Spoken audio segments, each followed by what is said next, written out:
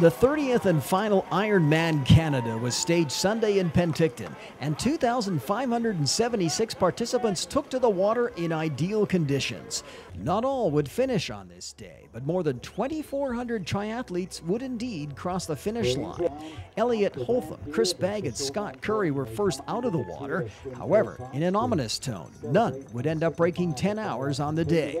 Holtham and Curry would continue to perform on the bike, with Curry leading at transition 2. Holtham remained in second with a group of Bagg, Christian Brader, local Ollie Piggin, and American Derek Garcia between 6 and 8 minutes behind.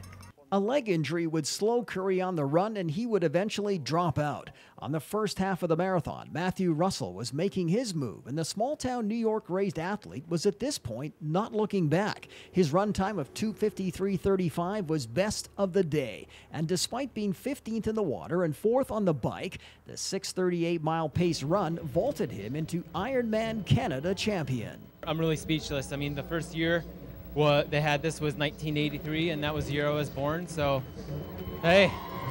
Where did you know you had this victory in the bag? Probably right about at the turnaround. I was about 2 or 3 minutes down, and I just kept on gaining, and I knew when I got off the bike, if I had my running legs, that I think I could catch the leader, and I did have my running legs today. Absolutely stunning performance. He's raced with us since 2006, did a 9:22 then. His best is an 8:49 in Florida when he was 15. Originally from New Zealand, but now calling Penticton home, Ollie Piggin took second place, less than 6 minutes behind Russell. Piggin was a model of consistency, 4th out of the water, 5th on the bike, and 4th on the run. He had a late spurt on the final stage, but simply couldn't catch Russell.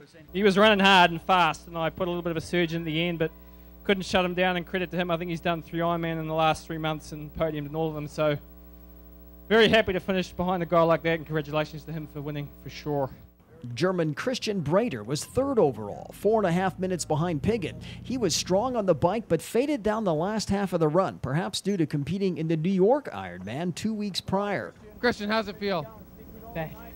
Totally destroyed. My legs are really dead, and I feel just pain. She did Ironman last year for 5th, and top age grouper now takes the title. Gillian Clayton, 9:46.07. She does it in style. A slow swimmer, she was 473rd overall. Gillian Clayton had the fastest women's run at 3:17.08 to catch North Vancouver's Karen Thibodeau and claim the title of top female pro. I came from behind like I thought I would, and I didn't think I'd get this far, but I'm pretty damn happy about it. I really never really knew very well where people were behind me. There's a terrific group of women that are racing today, and I don't doubt anybody for a minute.